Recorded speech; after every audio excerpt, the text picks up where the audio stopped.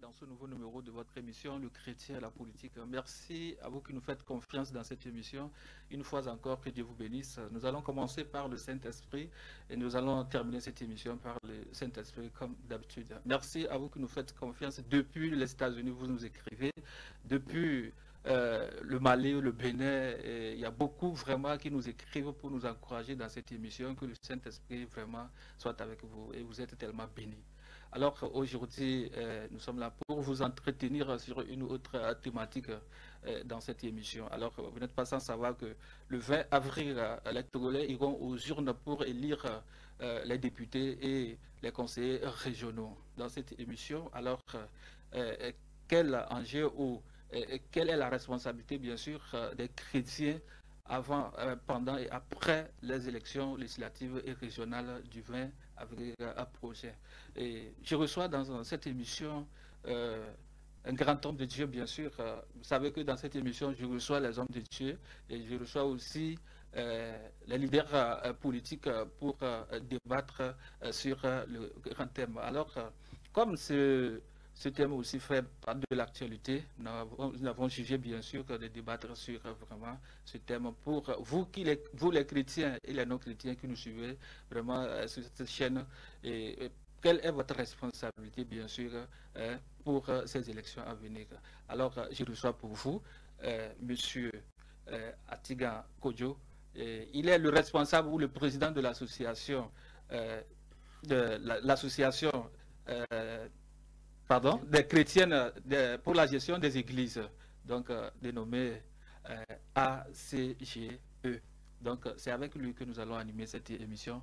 Merci pour votre disponibilité. Alors, bonjour monsieur Atiga. Je suis très heureux de vous recevoir dans cette émission. Merci bien, bonjour et bonjour également à tous les téléspectateurs. Oui. Très heureux d'être avec vous aujourd'hui pour débattre de cette question. Je suis Emmanuel Atiga, oui. Président de l'Association chrétienne pour la gestion des églises, ACGE. ACGE, merci beaucoup. Alors, 2 minutes pour nous expliquer les bien fondés ou soit les enjeux de l'association que vous pilotez. Quand est-ce que l'association a vu le jour au Togo et quelles sont les activités que vous menez? 2 minutes avant qu'on entame même le thème proprement dit dans cette émission. Merci bien. Alors, je suis président de l'Association chrétienne pour la gestion des églises, que je viens de dire tout à l'heure. Oui. Et cette association est née en août 2019, oui. et suite à une assemblée générale. Et en novembre 2019, bien sûr, nous avons lancé les activités de cette association par une conférence de presse. Et en 2020, nous avions démarré nos activités. Oui. Et comme vous le savez, je crois que vous vous rappelez, oui. En 2020, c'est l'année de Covid, oui. Et qui a fait que le démarrage a été un peu bouleversé, mais tout de même, on a quand même travaillé. Alors, notre association, ce n'est pas une fédération. Je voudrais commencer par là. Oui, ce n'est pas une fédération d'églises où on va retrouver plusieurs églises au sein de l'ACGE. Non, ce n'est pas le cas. Ah, okay. C'est plutôt une association des personnes individuelles, de tout chrétiens qui veulent ou bien qui aspirent à la bonne gouvernance des églises.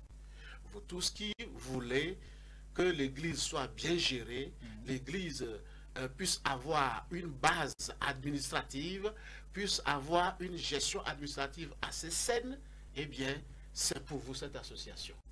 Alors, l'objectif, c'est quoi?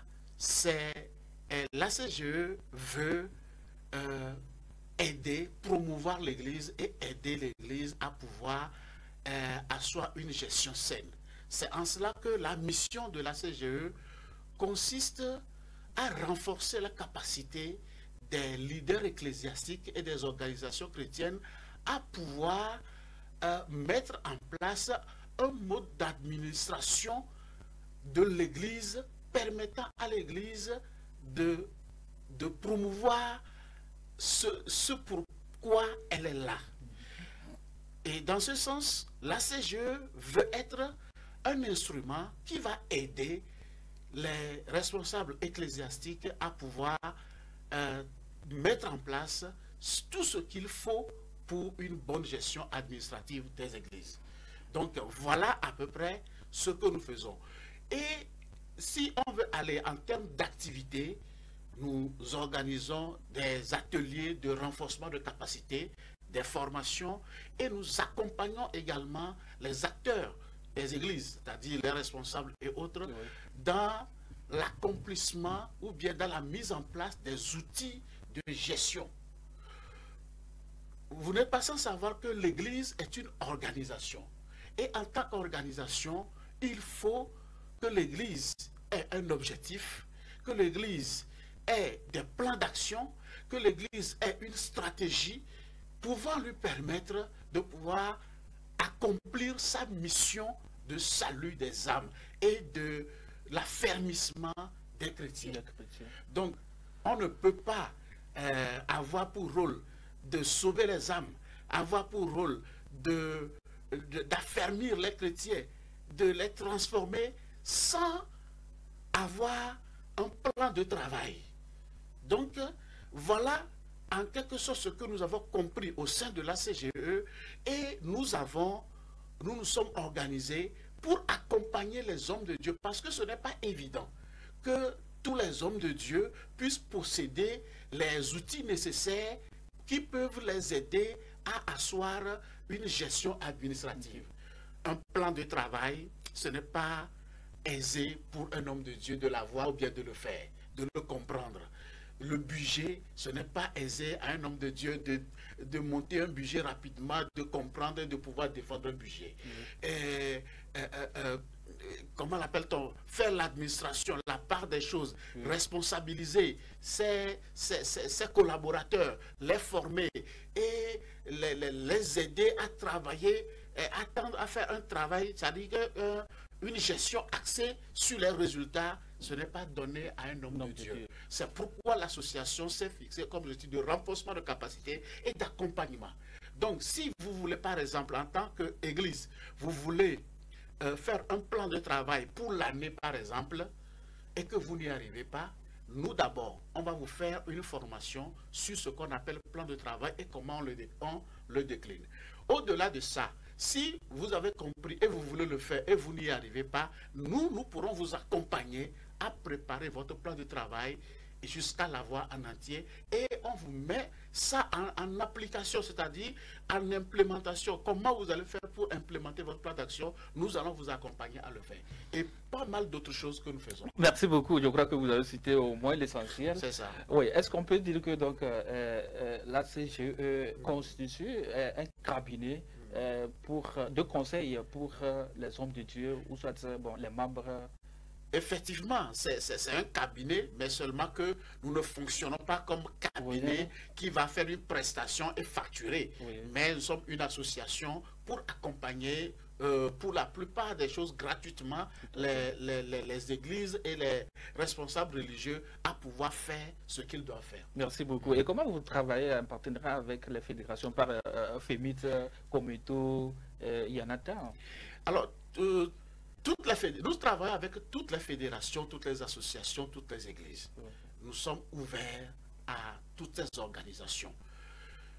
Et dans tout ce que nous faisons, que ce soit une conférence, un atelier ou tout, nous adressons toujours nos correspondances à toutes ces organisations, ces fédérations, pour qu'ils puissent participer à tout ce que nous faisons. Nous avons organisé des journées mondiales d'évangélisation. On les a invités. On a organisé des journées de réflexion. On les a invités. Des conférences et des concerts. Ils sont tous invités. C'est nos acteurs premiers de toutes nos activités. Maintenant, au-delà de ça, si vous voulez être en partenariat avec la CGE, vous avez la possibilité. Et c'est d'ailleurs ce que nous voulons. Nous voulons que les églises entrent en partenariat avec nous pour que nous puissions travailler directement. Vous entrez en partenariat avec nous, vous nous permettez, nous venons et nous pouvons faire un diagnostic et ensemble, vous pourrez décider des formations qu'on peut vous faire. Et c'est des formations gratuites. que nous faisons. Des accompagnements. C'est en quoi on peut vous accompagner. On vous accompagne ainsi de suite jusqu'à la fin. L'année passée, en 2023 par exemple, nous avons accompagné une église que nous appelons l'église Global Evangelical Church. Ils sont au niveau de Zanguera et sur la route d'Adogo, bien sûr. L'année passée, on a fait une formation, on a fait à peu près 4 formations.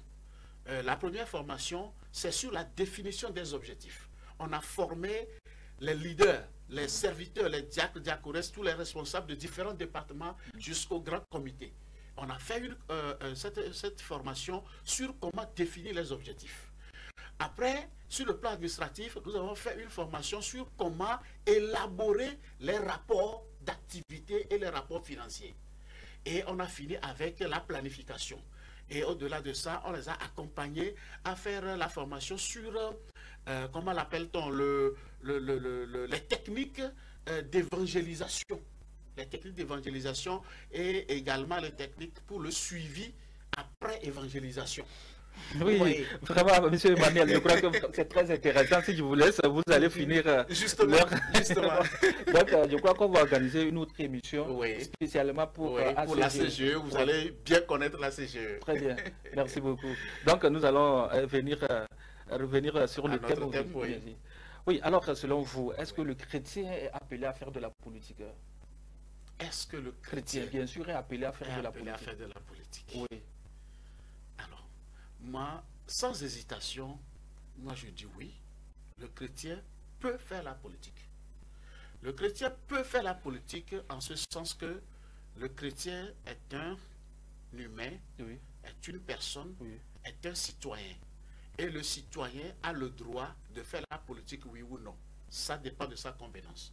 Donc, le chrétien étant citoyen, il a cette liberté de jouir de ce droit, de dire je fais la politique ou bien je ne le fais pas. Donc, le chrétien en tant que citoyen d'un pays peut faire la politique. Si je voudrais aller au-delà de ça, c'est que dans la Bible, nous avions vu des gens qui ont fait la politique d'une manière, on ne les avait pas appelés politiciens, mais seulement qu'ils sont proches. Ils ont travaillé avec les politiques. Ils ont travaillé dans la politique. C'est-à-dire avec... Quand on dit politique, c'est quoi en fait? C'est que tu gouvernes en quelque sorte. Quand tu gouvernes ou bien tu veux gouverner, tu fais déjà de la politique. Alors, gouverner, faire de la politique, donc tous ceux-là qui travaillent avec le gouvernement et autres sont des politiciens. On a vu Joseph, qui a été premier ministre en Égypte. Ben, c'est un croyant. Il a travaillé là-bas, mais il a gouverné. Il a été politicien. Et plein d'autres exemples. Et même après Jésus au niveau de l'église primitive, on a vu comment l'église même a influencé les politiciens. Et il y a aujourd'hui certaines choses. Comment on est arrivé, par exemple, au cours de l'année, à avoir des jours fériés qui sont des jours chrétiens, qui sont des fêtes chrétiennes. La Pâque, Noël, Pentecôte, lundi de Pâques, consort là. Comment on est arrivé à l'avoir? Mais c'est parce que les chrétiens ont fait la politique et ont influencé les politiciens de telle manière qu'ils ont pu adopter ces jours-là dans les calendriers et qui a fait de ces jours des jours fériés. Donc, si vous êtes loin, si vous êtes à l'écart, comment est-ce que ces choses-là peuvent se réaliser? Le chrétien est un humain, est un citoyen qui a aussi la capacité de pouvoir gérer la cité, les affaires de la cité à différents niveaux, que ce soit au niveau communal, régional et même présidentiel, partout, à tous les niveaux. Le chrétien a cette capacité de faire. Les chrétiens ne sont pas des sous-hommes. Les chrétiens, c'est-à-dire que tout comme, par exemple, un chef d'État, un directeur de ceci, ou un maire, un préfet, tout ça là, ils n'ont rien que le chrétien n'a pas. C'est la même chose. Donc, en tant qu'humain, d'une manière générale, le chrétien peut faire la politique. Merci beaucoup. Vraiment, votre analyse elle est pertinente. Et selon vous, est-ce qu'aujourd'hui au Togo, est-ce qu'on peut dire qu'aujourd'hui les Togolais chrétiens sont appelés ou soit ils acceptent à faire de la politique, comme vous venez de l'expliquer? Est-ce que les Togolais chrétiens aiment ou bien ils aiment faire de la politique sur le terrain? Voilà, sur le terrain, vous avez bien complété. Parce qu'aujourd'hui, il y a plusieurs personnes, et surtout plusieurs chrétiens, qui ne font pas la politique sur le terrain. Ils font la politique, on fait la politique entre nous, on discute de la politique, on discute de comment on doit gouverner, comment on doit faire ceci. Moi, déjà, une fois que vous avez une discussion sur comment le politicien doit faire, pour dire comment gérer la cité, on dit tout ça là, tu es déjà politicien. Moi, c'est mon avis. Maintenant, sur le terrain, cela veut dire que tu es actif et tu vas sur le terrain en tant que politicien. Ils ne sont pas nombreux, mais moi personnellement, j'aurais souhaité qu'ils soient nombreux pour permettre à ce que les valeurs chrétiennes soient mises en exergue dans la gestion des affaires de la cité. Et c'est ce que nous souhaitons. Et il faut qu'il y ait plus de chrétiens qui s'engagent pour partager les vertus de la chrétienté aux autres. Ça, c'est très important. Merci beaucoup. Alors, aujourd'hui, on a vu des ministres chrétiens. Actuellement, même, il y a Adé qui est évangéliste. On avait Kofi Sao qui était, bien sûr, ministre des Sceaux. Oui, il était. Il est aujourd'hui, je crois, conseiller à la présidence. À la présidence. Donc, il y en a tant aussi, bien sûr, qui sont chrétiens et qui sont appelés à la gestion des affaires administratives pour ce pays. Il y en a beaucoup. Il y a certains pasteurs aussi qui sont, bon, il y avait certains pasteurs qui se sont prononcés même pour les candidatures pour les législatives régionales. Je ne sais pas s'ils ont retiré ou bien, bon, c'est maintenu.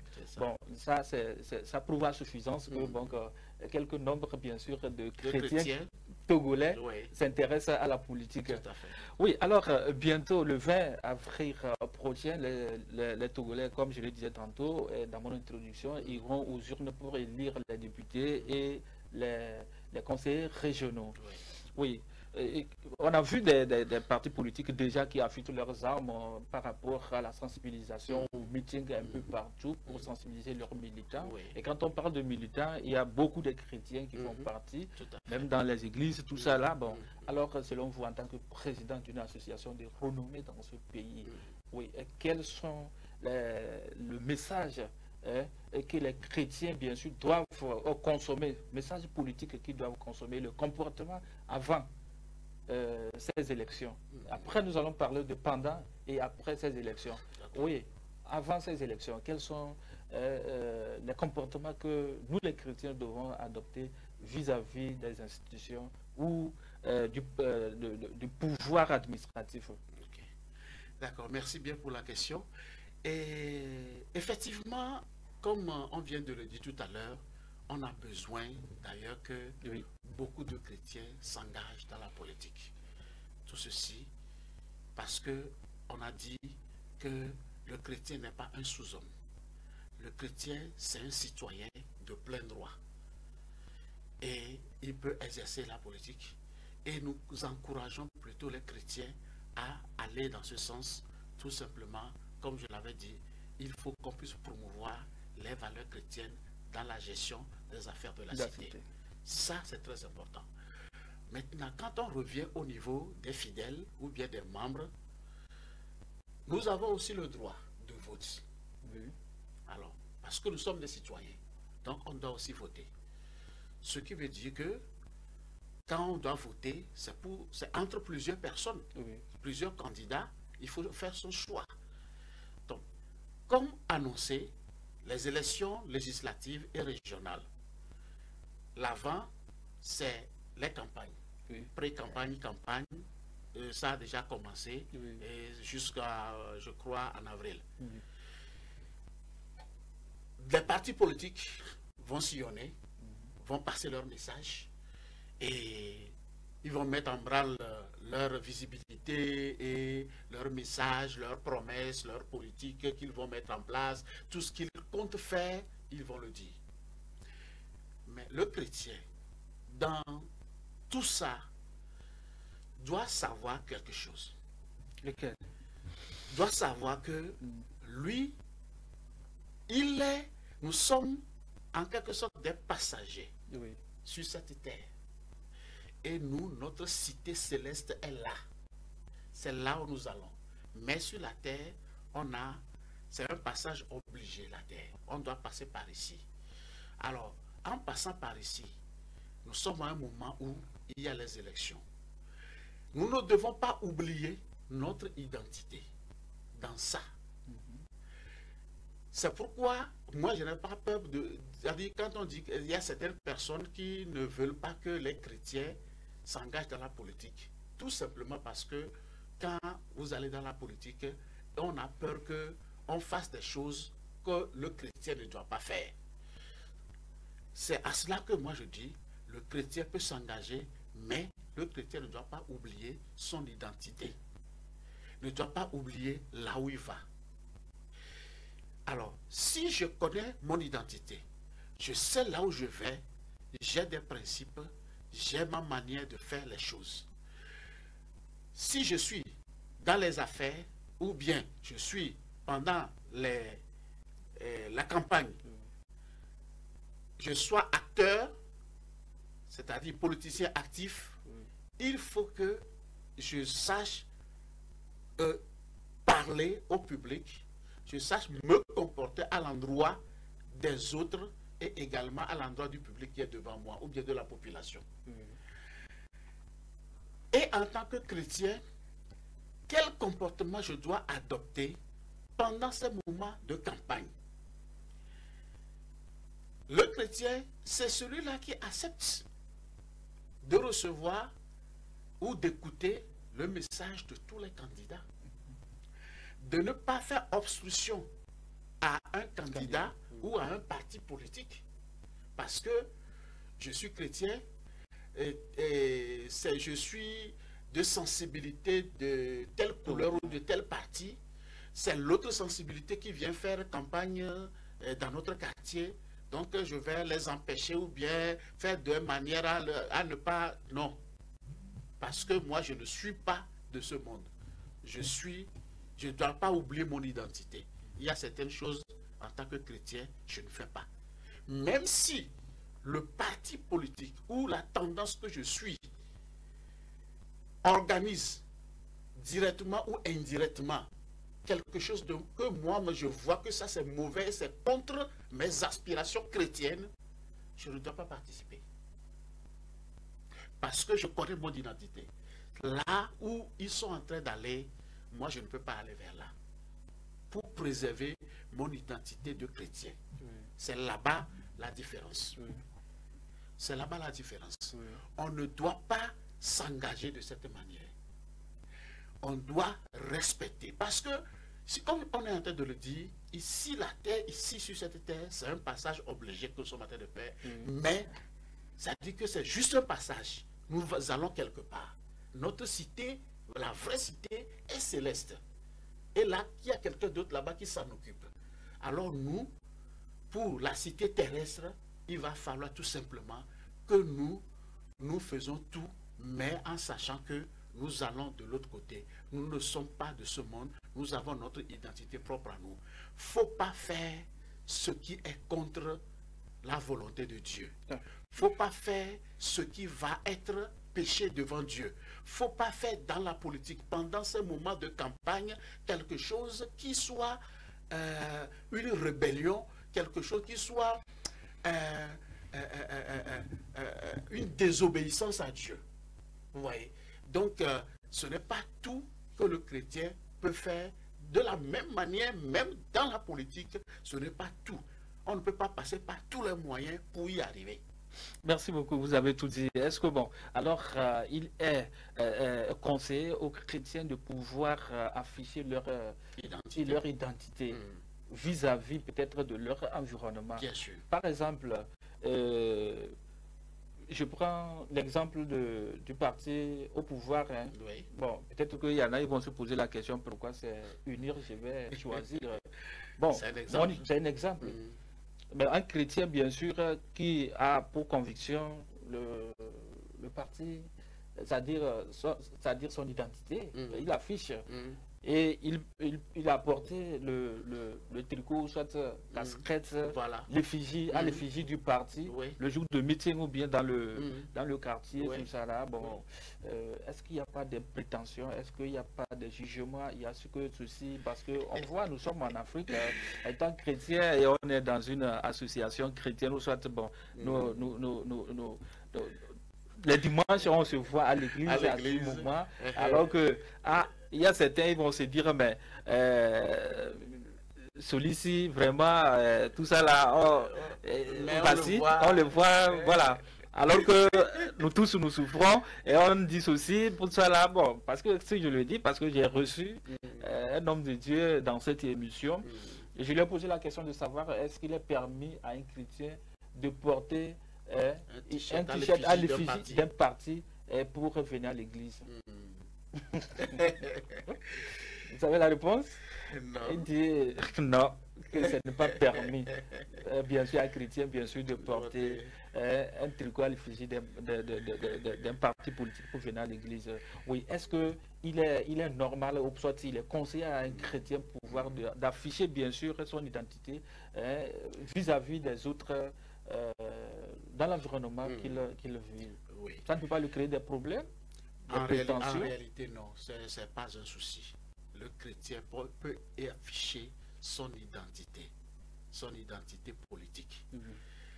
La politique en soi n'est pas un péché. La politique en soi n'est pas péché. Mais si dans ta manière de faire la politique tu pêches, c'est là-bas qu'il y a problème. C'est pourquoi je disais, en faisant la politique, n'oublie pas ton identité. Et ce n'est pas tout ce qu'on fait que je dois nécessairement faire. Si dans mon parti politique, on fait quelque chose qui est contre mes aspirations spirituelles, je ne peux pas le faire. Je suis dans un parti politique, ou bien j'ai des sentiments, ou bien je soutiens tel parti politique. Et qu'il est arrivé que ce parti est en train d'organiser ou bien de faire quelque chose qui ne soit pas de la volonté de Dieu, ou bien je vois que ça là c'est contre mes aspirations spirituelles, ça là je ne m'engage pas avec eux. C'est là-bas que je ne m'affiche pas. Je suis loin de ça. Mais ordinairement, je peux m'habiller. Je peux m'habiller en t-shirt ou bien à l'effigie de mon parti, dans mon quartier, partout où je vais, je peux l'afficher. C'est mon identité, c'est ce que je veux. Même, il y a même les t-shirts et autres là que certaines personnes portent, peut-être pas à Lomé, mais à l'intérieur du pays. Parfois même, ils portent des t-shirts des partis politiques sans le savoir. C'est banal que lui, ce n'est pas l'idée d'afficher le parti, mais c'est devenu un habit ordinaire pour la personne. Donc il peut s'habiller n'importe comment. Il peut même aller à l'église. En ce sens. Il a même oublié qu'il a porté t-shirt à l'effigie d'un parti politique. Vous voyez. Et là, tel que le pasteur le dit, à certains niveaux, vous ne pouvez pas dire non. Oui, vous ne pourrez pas dire non à la personne. Mais choses là, peut-être en ville ou bien à certains niveaux, on peut lui dire de ne pas porter parce que ça peut énerver quelqu'un, ça peut, choses là. L'église, c'est sensible, très sensible. Il faut faire la distinction entre le chrétien et l'église. Quand on prend l'église en tant qu'entité, en tant qu'organisation, l'église en tant qu'entité organisation, pour moi, c'est difficile que cette église fasse de la politique. Parce que au sein de la même église, on peut retrouver des gens qui soient de différentes sensibilités politiques. L'autre soutient UNI, l'autre soutient ANC, ou le cas, ou je ne sais quoi. Vous voyez, dans la même église. Alors, si, quelque part, le responsable de l'église, ou bien quelqu'un de l'église, veut faire de l'église un parti, ou bien veut jouer le rôle d'un leader politique, il va aller sur quel camp?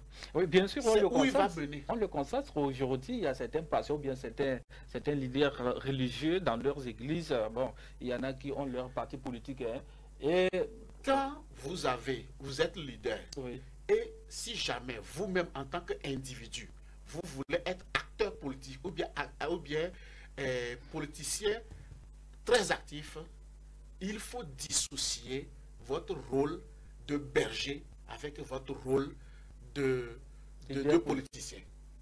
Si vous êtes à l'église, vous êtes berger. Faites en sorte que vos propos et tout ce que vous allez faire soient dans ce sens uniquement. Vous ne devez pas utiliser l'église, votre vitrine, pour faire de la politique. Non. Vous ne devez pas. Ça, vous devez, ça dit, il faut que le pasteur ou le leader soit à la hauteur pour ne pas mettre ça dedans. Ça va créer beaucoup de soucis, beaucoup de déceptions. Parce que les politiques, vous savez, l'homme, quand on voit ce que les politiques font parfois, ce que ce parti a fait m'a déçu ici. Ça fait que je porte une blessure ou bien un sentiment négatif envers ce parti. De la même manière, il y a un autre, il a assisté à quelque chose de l'autre parti, de telle manière que lui aussi n'est pas content avec. Si jamais leur berger s'affiche à l'un de ces partis, vous allez voir que l'un d'entre eux sera frustré par des mails. Comment est-ce que le pasteur peut dire ça?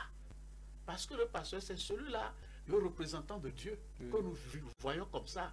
Donc, si lui, qu'un jour, il se permet de dire des choses ou bien utiliser sa vitrine pour faire des choses, là, ça ne passe pas. Mais on a constaté dans ce pays, il y a certains pasteurs ou bien certains leaders religieux qui disent à leurs fidèles, oui, votez tel parti politique. Le jour-là, bon, votez tel, votez tel, votez tel.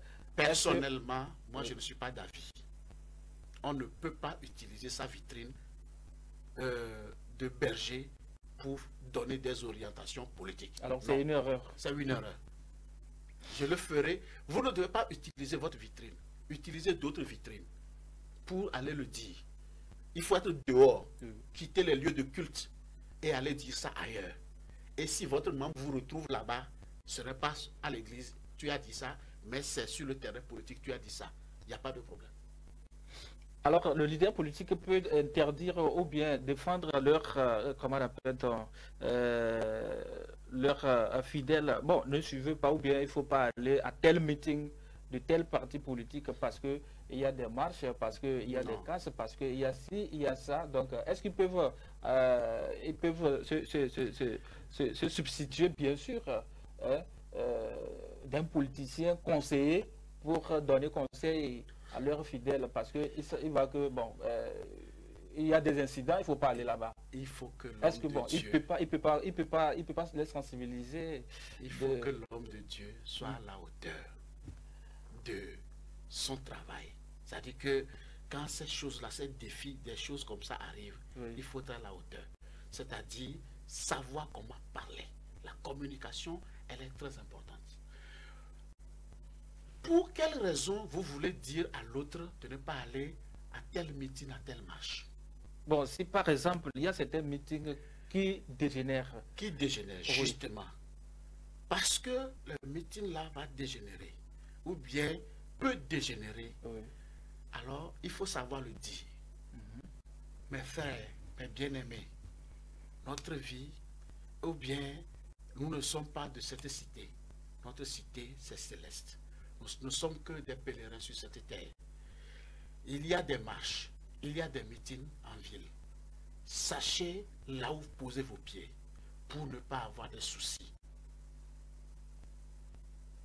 Sachez là où vous posez vos pieds pour ne pas avoir de soucis. Ne vous mettez pas en situation de difficulté ou bien de problème avec qui que ce soit. Quand vous allez dans vos activités, prenez soin de ne pas vous mêler à des gens qui ont de mauvaises intentions. Déjà, quand vous donnez des conseils de ce genre, est-ce que j'ai dit de ne pas aller à un meeting? Mais quelqu'un qui est intelligent, il sait de quoi je veux parler. Même s'il a l'intention d'aller, il peut aller, mais quand ça va commencer par dégénérer là, il va se retirer parce que son pasteur lui a dit quelque chose, son pasteur lui a rappelé son identité. Donc quand il va voir que, ah, on est dans un groupe, on est en train de marcher pacifiquement, mais rapidement, il y a certains qui sont de mauvaises intentions, qui ont commencé par casser les bâtiments publics ou bien les feux rouges, les trucs. Là, on a commencé par vandaliser les choses. C'est là-bas que tu dois te rappeler de ton identité chrétienne et tu te retires de cette marche. Même si ce que vous réclamez dans cette marche est légitime, vous ne pourrez pas vous mettre dans des situations de vandalisme. Non, le chrétien ne doit pas. C'est pourquoi on parle d'identité chrétienne. Vous avez la liberté de faire votre politique, mais n'oubliez pas l'identité chrétienne. Ce n'est pas à vous d'aller vandaliser ou bien briser des choses en ville pour dire que vous réclamez votre droit. Quand bien même votre droit est légitime, ce n'est pas de cette manière. Donc, c'est ce que le berger, le pasteur doit dire à ses fidèles. Au lieu de nommer les partis pour dire eh, n'allez pas ici, n'allez pas ici. Vous recommandez d'aller plutôt là. Non, ce n'est pas votre rôle. Si vous voulez recommander, quittez votre chair, allez dehors, la paroisse, pour aller le dire. Voilà. Merci beaucoup. Alors, maintenant, pendant les élections, le jour J, oui, est-ce que, bon, nous avons nos cartes d'électeurs, Oui. est-ce qu'il a appelé, bien sûr, les chrétiens, peut-être il y en a, bon, qui sont libres, c'est-à-dire le vote, chacun est libre. Bien sûr. On ne force personne. On ne force personne. Oui. C'est ma conviction. Maintenant, le jour J, comment est-ce que le chrétien doit se comporter d'abord? Est-ce qu'il faut aller voter ou bien, bon, même s'il faut aller faire un bulletin nul, est-ce que c'est obligé d'aller ou bien de rester à la maison pour dire que, oui, comme ce n'est pas obligé, je reste à la maison, ou bien, bon, je ne vais pas voter, mais ça ne change rien, bon, je préfère rester chez moi. Ok. Bon, Le vote, c'est un droit de citoyen. tout à fait. On a déjà dit ça plusieurs fois. Mm. Et le chrétien aussi est un citoyen, donc a un droit de voter. Et chacun est libre d'exercer ou non un droit. Ouais. Donc je suis libre de voter ou de ne pas voter. Si dans mes appréhensions, dans mes analyses autres, je vois que c'est inutile d'aller voter, c'est mon choix de ne pas aller voter. C'est que vous avez un droit, vous devez l'exercer. Mais vous ne voulez pas l'exercer, vous ne voulez pas jouir de votre droit. C'est votre problème. Vous voyez, vous êtes libre d'aller voter ou bien de ne pas aller voter. Cela veut dire que si vous refusez d'aller voter, vous acceptez le choix qui sort. C'est comme si vous êtes abstenu. Abstenu, oui. C'est l'abstinence en fait. Ça, Oui. quand vous avez refusé de voter, c'est l'abstinence. Oui. Et automatiquement, vous acceptez le choix de l'autre, ce qui va sortir des urnes. C'est ça que vous Les acceptez. résultats. Vous ne devez même plus dire quoi que ce soit parce que c'est vous-même qui avez refusé. On vous a donné le droit d'aller voter. Vous avez dit non, que je ne vote pas pour mes propres raisons. Donc, si le résultat est sorti, pourquoi vous vous énervez ou bien vous allez vous énerver? Il n'y a pas à s'énerver parce que vous-même, vous avez eu le droit et vous avez voulu ne pas l'exercer ou bien ne pas jouir de ce droit-là. Donc, pour moi, le chrétien est libre de jouir ou bien d'exercer son droit ou de ne pas le faire. Compte tenu de ses aspirations, de ses analyses, il voit, il a vu la chose, ben, c'est inutile. Bon, ok, il est libre. Non, il est libre, c'est bien, mais pour les législatives, je crois que c'est pour choisir ou bien voter et choisir nos députés. Oui. Et les députés sont censés représenter leur population à l'Assemblée. Oui. Maintenant, est-ce que bon, ce chrétien ou bien ce citoyen qui refuse maintenant de donner sa voix à ce député qui va le défendre à l'Assemblée, est-ce que, bon, alors que ce citoyen se trouve sur le territoire ou la circonscription électorale de ce député, alors est-ce que c'est conseillé de s'abstenir, de ne pas choisir celui qui va me représenter à l'Assemblée, qui va me défendre à l'Assemblée? Voilà. Quoi qu'on dise, s'abstenir ou refuser n'est pas un meilleur choix en réalité. C'est tout simplement parce que vous êtes libre de jouir de votre droit ou de ne pas en jouir. C'est la raison pour laquelle on dit que vous êtes libre.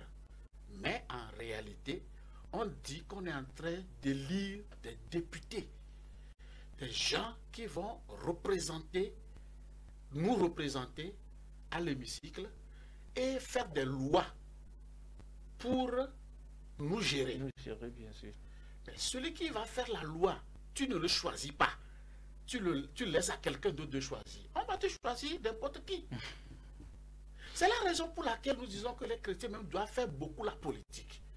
Comme ça, s'ils sont nombreux là, je sais que lui là, c'est un chrétien. Oui. Donc je le choisis.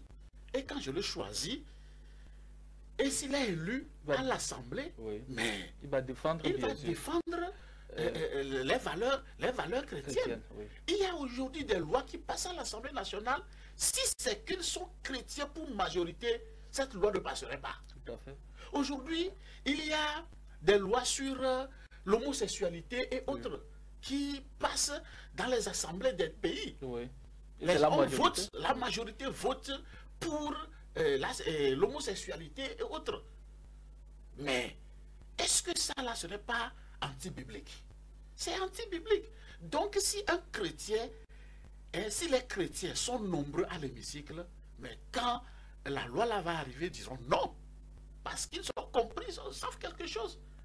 Aujourd'hui, on trouve que c'est banal, que ça ne fait rien. Mais ça ne fait rien. La loi là va passer. Et on va dire, le truc est à adopter. C'est adopté, les gens pensent que ça ne m'affecte pas. Ça m'affecte. Comment ça m'affecte? Même si ce n'est pas moi-même directement, ça peut affecter mes enfants. Peut-être que moi je suis arrivé à un niveau où on peut ne pas m'influencer. Peut-être. Oui, bien sûr. Mais les enfants, ce n'est pas le cas. L'avenir, ce n'est pas le cas. Tout à fait. Vous voyez, là, on donne la permission aux gens de sensibiliser sur l'homosexualité, de faire tout.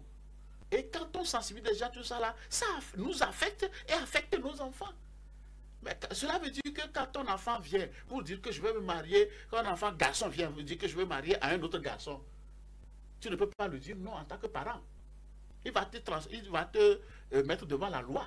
Que la loi a autorisé. Pourquoi toi, papa, tu refuses? Si tu veux aller loin, il peut t'enfermer. Il peut te faire enfermer, il peut t'assigner à la justice pour discrimination et autres.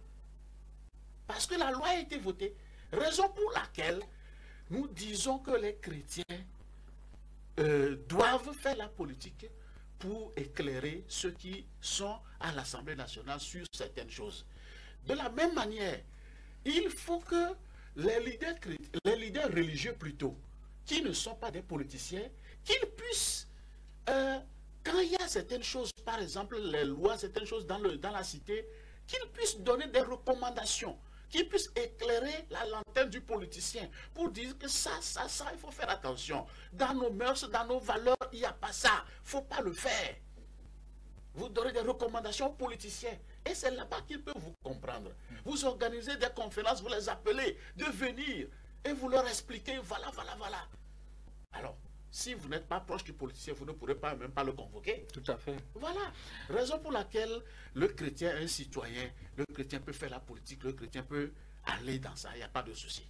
Oui, vous, en tant qu'association, est-ce que vous avez pris la mesure sur vous de sensibiliser les leaders religieux par rapport à la candidature pour les échéances électorales? Parce que, c'est comme s'ils ont peur, ou bien, mais on voit certains, bien sûr, qui ont l'appétit, bien sûr, mais c'est la peur. Est-ce que vous ne pouvez pas les débarrasser, cette peur-là, pour au moins les amener à participer à cette élection, surtout législative, pour pouvoir représenter, bien sûr, les chrétiens à l'hémicycle? Oui, c'est vrai qu'on n'a pas ça directement dans nos activités comme ça, mais c'est quoi? C'est que ces occasions que vous nous donnez sur vos plateaux et autres nous permettent d'éclairer et d'aider ces leaders religieux à pouvoir faire ou bien jouer leur rôle tel que vous êtes en train de le dire. Donc cela veut dire que c'est fait partie de notre responsabilité de sensibiliser ces leaders ecclésiastiques, de sensibiliser tout chrétien à pouvoir s'engager dans la chose pour que nous puissions apporter notre contribution à la construction de la cité. Donc, nous profitons de ces moments sur les médias pour passer notre message, et également dans nos rencontres que nous organisons, des formations, des rencontres et autres que nous organisons. Une fois qu'on a ce peuple, ou du moins ses responsables devant nous, on essaie toujours de glisser des messages de ce genre en tenant compte de l'actualité du moment. Merci beaucoup. Alors, il nous reste quelques 5 ou 6 minutes.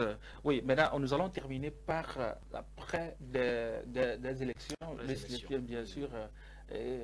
Comment est-ce que les chrétiens, bien sûr, que nous sommes, nous devons nous comporter après ces élections? Est-ce que, après avoir glissé mon bulletin dans l'urne, oui, juste arrivé à la maison, est-ce que je vais dire, bon, j'ai voté tel, j'ai voté tel, j'ai voté tel, ou bien, bon, le jour de la proclamation, la joie, et maintenant il faut se moquer de ceux qui n'ont pas, ou bien des candidats malheureux. Est-ce qu'il faut exploser sa joie? Merci bien. Non, exploser sa joie n'est pas mauvais. On a gagné les élections, ce n'est pas la fin du monde. Si on a gagné les élections, ça ne peut pas dire qu'on a perdu le droit de citoyen, ou bien l'autre a perdu le droit de citoyen. Non, en réalité, non. C'est que, en temps normal même, quand un parti politique gagne, ça veut tout simplement dire que le peuple lui a donné mandat de gérer les affaires de la cité. C'est tout. Il n'y a rien de perdant dans ça. De telle manière que si c'est l'autre camp aussi qui gagne, c'est qu'on lui a donné mandat de faire. C'est tout. Donc nous voyons à peu près ceux qui se portent candidats pour gérer les affaires. J'ai vu que telle personne peut le faire, j'ai vu que tel parti peut le faire, mais malheureusement, ils n'ont pas gagné. Mais l'autre chrétien, il est libre, il est chrétien, il est libre d'exprimer sa joie. Il est libre d'exprimer sa joie, seulement, il ne faut pas exprimer la joie pour provoquer l'autre, la colère de l'autre. C'est tout simplement ce qu'il ne faut pas faire. Sinon, on peut être content. De la même manière, celui qui aussi est triste, est triste. Et on a même vu des faux. C'est-à-dire quoi? Lui-même là, le parti là, il ne l'a pas voté. Il n'a pas voté. Mais quand on a sorti les résultats, les gens crient victoire là. Lui aussi, il a crié victoire. Alors qu'il n'a même pas voté. Vous voyez? Donc ça veut dire que crier victoire ou non victoire là, ça ne veut rien dire en fait. C'est juste un moment où on a dit que deux personnes ont joué et une équipe a gagné, l'autre a perdu. C'est tout comme les matchs de Cannes passés. Tout à fait. Où, bon, on a vu n'importe quoi. Et bon, les gens ont espéré que la Côte d'Ivoire va gagner. D'autres ont dit non, on ne va pas gagner. Mais finalement, bon, la Côte d'Ivoire a gagné. Mais ça ne veut pas dire que les Ivoiriens ne sont plus Ivoiriens ou bien tel n'est plus de son pays. Sa vie continue. C'est tout ça là, c'est des jeux. C'est des jeux. C'est pourquoi le chrétien ne doit pas oublier son identité. Maintenant, quelle est la responsabilité des leaders ecclésiastiques? La responsabilité des leaders ecclésiastiques consiste d'abord à prier pour la nation, pour ces moments. Et c'est ça que nous disons toujours au niveau de la CGE, que nos leaders religieux ne doivent pas faire des sapeurs-pompiers ou bien ne doivent pas se cacher. Il faut jouer son rôle. Il faut jouer sa partition.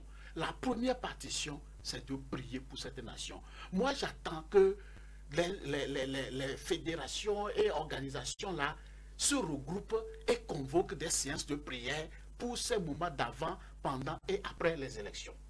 Qu'ils soient ensemble et décrètent des journées de jeûne et prière pour la nation. Et c'est ça qui va éviter des moments d'agression ou bien de violence pendant les élections. Ça, c'est un. Deuxièmement, ils doivent sensibiliser leurs fidèles, leur rappeler leur identité et les comportements à afficher pendant ces élections. Et en dernière position, ils doivent sensibiliser et parler aux politiciens pour leur dire ce qu'ils doivent faire. Si les politiciens décident des choses qui sont contre nature ou bien ne sont pas de nature à favoriser le bon climat, c'est eux de leur expliquer, de faire des couloirs et d'aller de dire non, il ne faut pas faire ça, il ne faut pas faire ça. Et de donner des recommandations aux politiciens. Ça, c'est le rôle des leaders ecclésiastiques. Et c'est ce que nous, au niveau de la CGE, nous attendons de ces responsables religieux. Oui, bon, est-ce que un leader religieux, bien sûr, qui est peut-être tenté même d'être corrompu, bon, excusez-moi le terme, parce qu'il y a certains leaders politiques, il dit non, bon, je voudrais bien sûr que tu puisses, parce qu'aujourd'hui, il y a des leaders ecclésiastiques qui drainent beaucoup de fidèles. Beaucoup de fidèles. Il sait que, bon, c'est sa circonscription électorale. Il peut vous glisser une enveloppe pour dire, bon, vous savez de quoi, donc il faut sensibiliser vos fidèles pour me voter. Est-ce que, bon, un tel pasteur ou bien un tel leader ecclésiastique, est-ce qu'il est tenté, bon, de pouvoir prendre l'enveloppe? Maintenant, s'il prend l'enveloppe, comment est-ce que vous pouvez le qualifier? Je prie que ça n'arrive pas. Dieu merci. Oui, je prie vraiment que ça n'arrive pas, parce que c'est tenter, c'est mettre le pasteur là ou bien le leader là en problème. Quand vous approchez, vous politiciens, vous approchez un leader lui demandant ce service, ça lui crée des soucis. Ça lui crée des soucis. Et comme je le dis, lui, il ne doit pas accepter une enveloppe pour ça. S'il veut militer dans le parti de celui-là, il n'a qu'à aller militer clairement hors sa chair ou bien sa vitrine. Il ne doit pas le faire dans les lieux de culte. Il n'a qu'à aller dire ça ailleurs. Bon, supposons que le pasteur milite pour ce parti. Moi, ça ne gêne pas qu'il soit militant. Il peut être militant de ce parti. Le pasteur peut être militant d'un parti. Et son responsable lui a demandé de faire venir ses fidèles, bien de sensibiliser ses fidèles. L'essentiel est qu'il ne le fasse pas dans le lieu de culte. Il peut le faire en dehors de ça. Il le fait en dehors de ça. Merci beaucoup. Alors, nous voici à la fin de cette émission et quelques secondes pour votre mot de la fin dans cette émission. Eh bien, mot de fin, moi je vous dirais merci pour l'opportunité que vous donnez à ACGE aujourd'hui de passer. Avec plaisir. Pour partager ou bien discuter de ce thème. Et vraiment, comme mot de fin, comme je viens de le dire tout à l'heure, le chrétien peut faire la politique. Et nous encourageons les chrétiens à faire la politique. Tous ceux-là qui sont ont un niveau assez élevé et qui peuvent faire la politique, nous les encourageons de faire la politique. Toutefois, ne pas oublier son identité. Et à l'endroit des responsables religieux, nous demandons que chacun joue son rôle pour permettre à ce que l'avant, pendant et l'après-élection législative et régionale soient des moments plutôt festifs pour l'ensemble de la population et qui est la paix soit préservée pendant ces moments pour qu'après les élections, que la vie continue normalement. Merci beaucoup. Je rappelle que vous êtes président de l'association chrétienne pour la gestion des églises ACGE. Donc, vous êtes M. Emmanuel Kojo Atiga. Que Dieu vous bénisse. Merci d'avoir accepté notre invitation dans cette émission. Je crois que c'est la première fois que je vous reçois. Vous promettez de passer dans cette émission. Nous allons en discuter de long en large sur l'ACGE, si vous le permettez. Merci beaucoup. Je crois que les téléspectateurs sont témoins. Non, il n'y a pas de souci. Merci beaucoup. Alors, chers téléspectateurs, nous voici à la fin de cette émission. Merci à vous qui nous avez suivis du début jusqu'à la fin. Bon, je vous disais que nous débutons avec le Saint-Esprit, nous finissons avec le Saint-Esprit, et il est avec vous dans vos maisons, partout où vous êtes, et vous êtes en train de nous suivre. Merci de nous avoir fait confiance, et nous disons merci aussi aux réalisateurs de cette émission, Togonia Albert et Filippo. Que Dieu vous bénisse, et c'est grâce à vous que le monde entier nous suit. Alors, à très bientôt. Shalom, shalom, shalom, shalom.